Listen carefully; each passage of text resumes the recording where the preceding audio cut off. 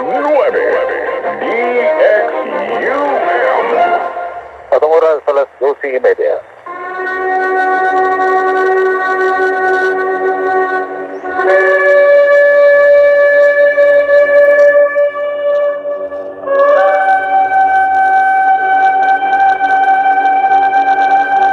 Shalom Aleichem, Akart Sraim Tovim, Rokim Habaim. Welcome to the Balik Hebrew program din sa Diksyo M Radio Kain. 819 kHz na oras alas 12:30. Ang alaw na sa Apolones, hangtod sa Adlong, Sabado. Kini si Gilbert ninyo sa Pagspikas Lawak. Engineer Ronel Mandresa, Roy Johnson, sa Station Manager. Magatibay kanitaran, 0929-311-3484. 0929-311-3484. Pakigsunan, again, karong umaabot nga sunod semana, no? Dito 25 Huwebes sa hapon. Doon na kita'y Mingka Biraka for the Feast of Purim and also pagkagabi, no, sa Huwebes sa gabi, ang Hamaariv for the Feast of Purim and the first reading of the Book of Esther. And then the following morning, pagka Friday, Pizza 26, sa sunod semana, doon na kita'y Shakarit service para sa Feast of Purim and the reading of the Book of Esther for the second time. Okay. Mga kaigsunan ko, daw atong ikaisgutan ang Book of Isaiah, specifically ang chapter 7, na mao ang gihimong pinakapundasyon sa Christianity. Tungod kay sa chapter 7, verse 14, i-misquote kini sa Matthew 1:23 nga ang Alma, young woman nga mao ang asawa ni Prophet Isaiah, gihimo nilang virgin o gihimong si Virgin Maria. Mga kaigsunan, nasakit man paminaon tungod kay kita lagi dili ta batit sa kasulatan o dili ta hanas o wagay ta masayot nga ang kasulatan di ay Hebrewanon. Kunya ang naitabo pitsahan ta diri New Testament, and then adunay nagtudlo nga ang King James daw mao daw nang tinuod nga Biblia, Perfect Bible 1611. Mga kaigsunan ko, kapila na intawon ta na bakakan, kapila na ka level of lies. Nagsugod ang first level of lie sa pag-translate nila ni Origin, nila ni Ezekiel o ni Lucian, ang Hebrew Isaiah into Greek. Kaya ilang ipalusot nga kinisya Greek Septuagint para nga dili sila mabatikos, para nga sila baka kuha o authority o mauna yung mga kaigsunan ang nagakaitabo. Karon ang sitwasyon, mga kaigsunan, kapila na ni na bakak tungod kay gikan sa Greek. Na-translate ko din dito sa Latin. Gikan sa Latin, na-translate na po ngato sa English, ngato sa uban pang mga lingwahe. So pila na ka-level sa bakak niya, gingan na po nga kaning English nga King James, mao na po ang tinuod. So, pag misquote sa Matthew 1:23 nga ang propeta daw nagpropesya nga, behold, a virgin shall conceive. That is pointing to Isaiah 7 verse 14. Now, ang ginapoint mo si propeta Isaiah na mao'y nagsulat o gunya, ang ginapunting mo ang verse 14 of chapter 7.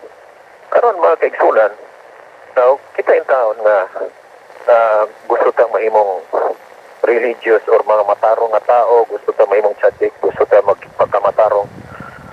Wala tay, kumbaga, wala tay dautan nga suspitsa tungod kay madungog nato nga mao daw ni ang kasulatan nya wala ta kabalo nga sa Hebrew gibiduangan di ay ta sa pag-translate ikan sa Hebrew ngadto sa Griego o ngadto sa King James Bible.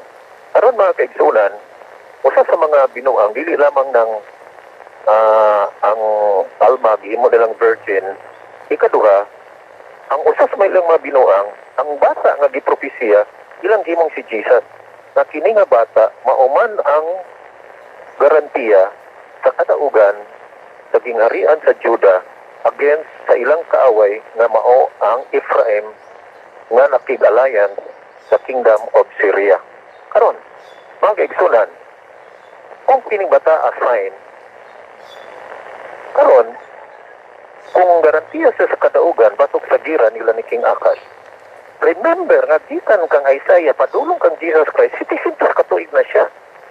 So kung garantiya siya sa kadaugan sa gira, pahulaton pa sa King Akas og 700 katuig para modaog sila sa gira? Dili ba? Karon, usa pa sa mga bakat, niapay katulong bakat. Primero, ang alma kimong virgin, ikaduha, ang bata kimong si Jesus Christ. Katulo, na bakat. In Hebrew, of chapter 7, last it stated, Bekarat Shemo Emmanuel. Okay. Sa Hebrew, Bekarat, that means, and she shall call his name Emmanuel. Kinsa ning Karaat, feminine, addressed to the mother. Ang mother daw, maoy mo tawag kaniya og Emmanuel. Now, whereas in Matthew 1:23, you can find, and wala gibutang sa King James Version and also in NIV and some other English. Ang akong point mo, dili pwedeng magkatukma ang Vikaraat o ang they shall call his name. Tungod kay ang Vikaraat is second person feminine. Kung baga, usa lang, singular. Pag-abot diri sa Matthew 23, i-plural man nila. And they shall call his name Emmanuel. Okay? So, kung maingon sila nga katumanan sa propesya, nabri katumanan sa propesya nga ang singular himoong plural. Nabri katumanan sa propesya nga ang young himong virgin. Nabri katumanan sa propesya nga ang bata nga mao ang garantiya sa gira panahon ni King Akas. Dihimo nila si Jesus o niya nidagan tong 700 katuig. Karon mga kaigsunan, now, in connection sa Emmanuel, I will prove to you, kinsa tong us, because Emmanuel, that is with us, M is with, no is us, kinsa tong us. Mga kaigsunan, ang us, dili to ang mga Ephraimites, dili tong Northern Kingdom. Ang us, labaw ng dili ang Christian. Kinsa tong us? Ang us, mga kaigsunan, is the kingdom of Judah. The house of Judah. That means, sa civil war nga ipahigayon sa Ephraim against sa Judah, kinsa ang dunay? Emmanuel. Mga kaigsunan, ang dunay Emmanuel, maong Judah, upili ang Ephraim. I will prove to you. Let's turn to chapter 8, verse 10. Remember, chapter 7 and 8, they are connected. Wala na yung chapter, no, sa panahon ni Isaiah. Okay. Basahon ako sa English and basahon ako sa Hebrew. How's a plot? It shall be foiled. Agree on action, it shall not succeed. For Elohim is with us. O, tanawa, ha? So, kini, di propesya na alang-alang sa garantiya sa kadaugan sa kingdom sa Judah. So, o kato makita na sa English, so, bisan pa man unsay inyong plano, batok namo. Bisan pa man unsay inyong aksyon, batok namo. It will not succeed because Emmanuel. Basa na ko, ha? Sa Hebrew, it says, also Eitza, Betofar, Daviru Davar, Giloyakom, Ki Emmanuel. Ki Emmanuel. Diyara mga kaigsunan ang Emmanuel. So, ang Emmanuel means Elohim is with us. Emmanuel is with Judah. Si Emmanuel is with Judah o dili si Jesus Christ. Mga kaigsunan ko, kating paita. Mga kaigsunan, napertig yung paita. Gano man, dili man madinay, ako tubo kong Christianity. And then, ako graduate ko sa Bible Seminary. Pero mga kaigsunan, kung baga, kung sa pagmata nimo sa buntag sayo, kung hugaw ang imuhang kwarto, alang-alang man o imuha lang siyang pabayaan. So, imo yung limpyuhan. Likewise, kita nga nakamatata nga mali di ay ang Christianity. Mali ang New Testament. Mga kaigsunan, usa lang ang balaang kasulatan. Sacred text, sacred scripture. And that is the Tanakh of the Hebrew people, and that is Genesis to Malakay, or Bereshit to the book of 2 Chronicles.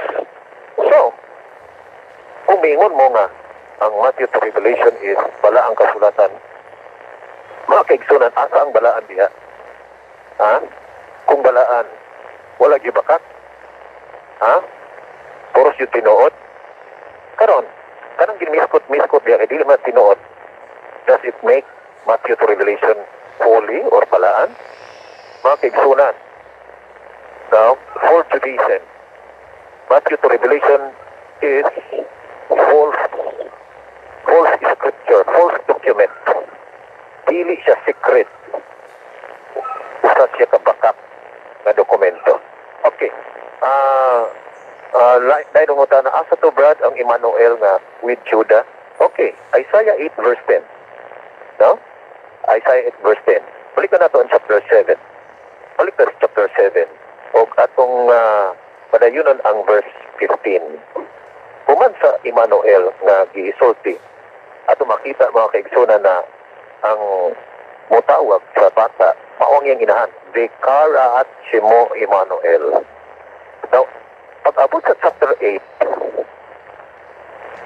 si Prophet Isaiah in verse 1 to 2, si Prophet Isaiah nga mao ang aba, mao ang amahan ining bata, ang iyaha daw asawa mao'y nagngalan sa bata og Emmanuel, and then si Isaiah nagngalan sa bata og Maher Shalal Kaspat. That means ang mga spoil sa gira, mga daog sa gira, ini pagatipunon. Okay. Warita mga kaigsunan, no? So, ang nagtawag kami og Emmanuel, dili mga tao. So, kung sa book of Matthew 1:23, nga they shall call his name Jesus. No, kung inyong ingnon nga, di ka na sa propesya ni Prophet Isaiah, anong giplural man na? Mga kaigsunan ko, inaala yun ng sindikato ba? Ang singular himong plural, yung plural himong singular, di mo na siya pareho. No? Ang ako o kitang tanan, lahat mo na siya. No? Karon, sa verse 15, it says, in connection to this child, by the time he learns to reject the bad and choose the good, people will be feeding on curds and honey. Sa panahon nga ang bata, kabalo na daw, tama o mali. Kabalo na siya mo reject o bad. Kabalo na po siya mo pili o tama. Maayo. Ini ng idara, mga 6 years old. Unong katuig yung edad. Kung sa may gisulat, ang mga tao mag-enjoy daw sa pagkaon sa honey and curd. That means, taog sila, tagira. Kung baga, katong lang hulga nila, wala na. Tapos na si Richen o si Pika, ang Loka King. Ano man? Okay, let's continue. Verse 16. For before the boy knows to reject the bad, ganina ha? He knows how to reject the bad and the good. Karon, before the boy. Kasi nga boy. Kadong, dimabdor sa young woman. Before the boy knows to reject the bad and choose the good. Kaya sa dili pa daw siya maantigong mo-identify sa tama o mali. The ground whose two kings you dread shall be abandoned. That means, ang duha ka king nga mao si Pika o Gretchen mapukan. Kung baga, wala na itong duha kahari. No? Si Pika o si Retchen. Before ang bata daw mo identify o good and bad. That means mga below 6 years old. Below 6 years old ang bata, ang duha ka king nga maoy gikadlokan ni King Akash, kini mawala na, mapukan sila. Matanaw makaigsunan kung si Jesus Christ na siyang bataan. Ha? So, yun aniyo na ito pag-interpret. Before si Jesus pantigong mapili sa tama o mali, mapildi na ang kalaban ni King Akash. Kunya kay si Jesus kay si Pisintos naman katuig bro o sa na tao. O saan man na ron? Nanidagan naman siya si Pisintos katuig. Tako siya na tao. Kung saan nato na pag-connect na ang Mateo katumanan sa propesya. Mga kaigsunan ko, pagkaluoy ba nato? Kitang mga Kristiyanos o upbringing, pagkaluoy nato. Ano man, wala lagi tayo laban. Wala tayo, kung baga, kung sa pagpuy ato abang iskumpiyado ba? Kung sa tayo atong mga kaigsunan, bisan unsaon lagi study Biblia, unya, King James or translation niya. O bitaw na yung problema mga kaigsunan nga perting hago sa mga Gentiles nga i-translate nila ang scripture ngadto sa lain-lain lingwahe, na Chinese, na Spanish, na Japanese, Russian. Nga, tutuon hinuog Hebrew. Gisurot ang lingwahe, tibo kalimutan. Kanya ang Hebrew, ilang giyamiran, isnab. Hindi ba? Daotang motibo, di ba? Di ba doon ay agenda, doon ay hidden agenda na ang Hebrew ipabayaan, iabandon o niya ang mga lingwahe sa kalaing lingwahe sa kalibutan mo ilang itagaan nila, i-accommodate nila ano man para nga dili mapansin kay kung Hebrew mabuking man pansin man dyan kaayo mga kaigsunan ko, no? So ato makita na bisan unsaon nimo doon na bitaw ipanaw nga dili evangelist worldwide, di ba? No, kabaloman mo ana, pinsa na siya. Kusog na siya nga mo pudlo King James, o niya mag-Spanish pa siya, niya napay mo basag Chinese, napay laing mga lingwahe. Pero what yung Hebrew? Napansin ba ninyo? What yung Hebrew? Now, bisag unsaon pagtuon, bisag unsaon pagwali, pero King James ang giwali, Spanish ang giwali, Chinese ang giwali, mga kaigsuunan, conduit ra gihapon ta or auxiliary ra gihapon ta sa pakak. Kung sumpay ra gihapon ka ba, no? Conduit ka ba, murag agianan ra gihapon ka sa pakak. Kung baga, di pa ra gihapon mga Greek translators, lipay ra gyapon kay sila ngano man kay naaning mga Christian evangelist kay dili man lang tong ipanaw maoy naay program sa international TV napapitagang kaayo na tinadres Pilipinas pero mga kaigsuunan ko no bisan pa man lagi unsay buhaton bisag unsaon pa man memorize pa nimo ng King James gikan sa Matthew to Revelation or Genesis to Malakay, memorize nimo ng King James. Dili man na siya garantiya nga tinuod na siya. It doesn't mean nga tinuod na ka. Kaya na-memorize nimo ang bersikulo. It doesn't mean tinuod na siya. Na-memorize nimo noon ang bakak. O na ron. Ha? Ang bakak mo imong na-memorize. Oh? Bisan pa iagi na siya og diskusyon. Asa ko to bang imo ang pagtindog nga kanang Isaiah 14 si Jesus Christ na? Gamiton nimo ang King James? Gamiton nimo ang Griego? To justify the lie? Mga kaigsunan. No? seryosong usapan ni. Sama ni Matsuki ang Isaiah City 14. Pundasyon ko na sa Christianity. Kung walay Isaiah City 14 nga Christian, walay Christianity. Kung baga walay mo tuong si Maria Virgin, di ba? Ha? By the way, wa kay makitang messianic prophecy sa Isaiah City 14. This is not a verse for a Messiah. Ug kung gamiton ni para magtindog na si Jesus ang Messiah, error siya. Mali siya. No? Lie siya. Bakit siya? Di siya tinood. Ano man? Dili man yun ni Messianic. Ang buot na kung pasabot. Hindi nga bersikulo, wala ni guys gut og Messianic age, Messianic person.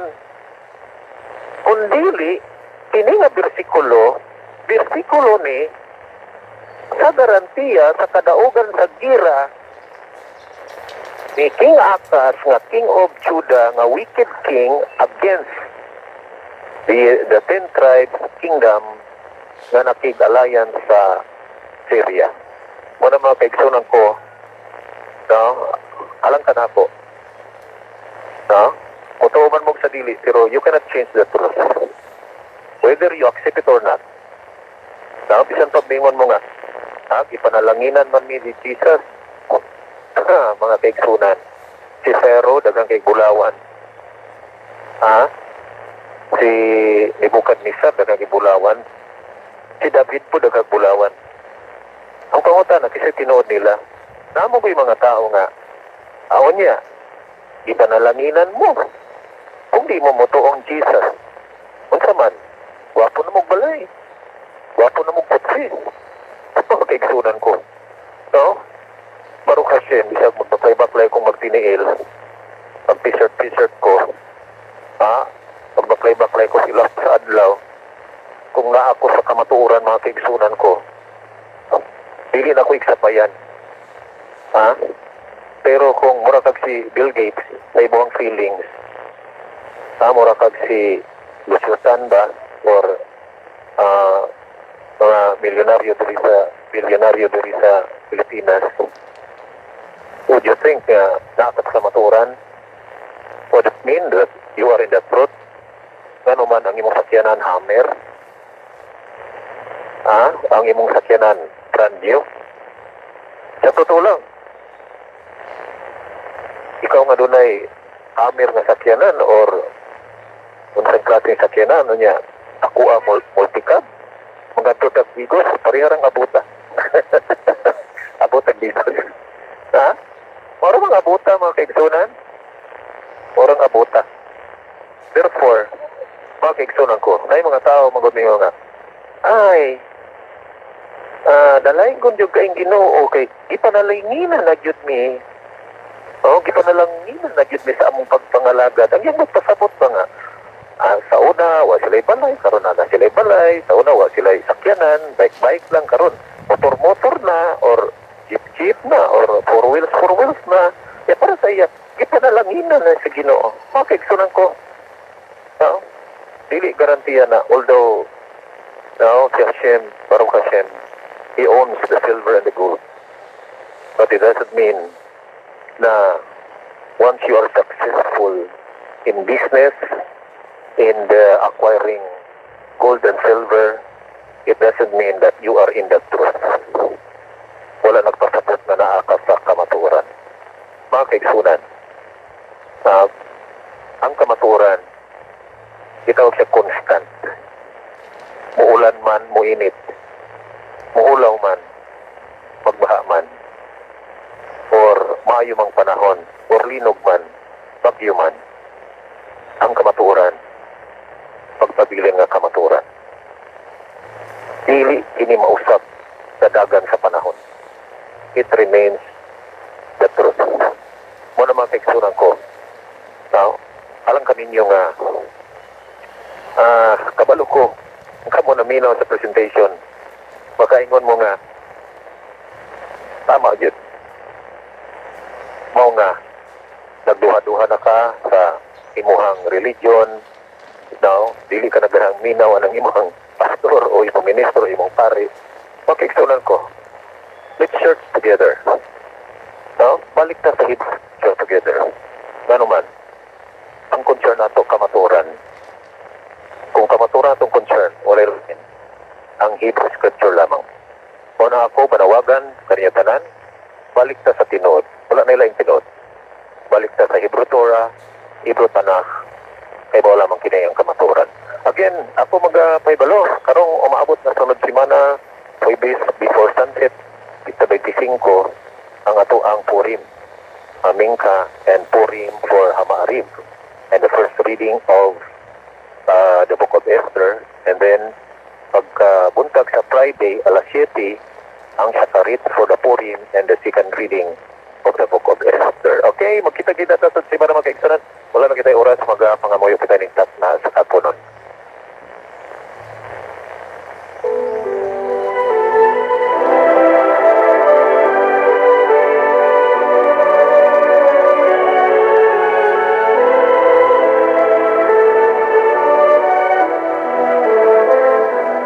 Baruch atah Adonai, Elohim melech haolam, asher natan lanu Yisrael b'Torah imei Olam atah Baruch atah Adonai, Noten HaTorah.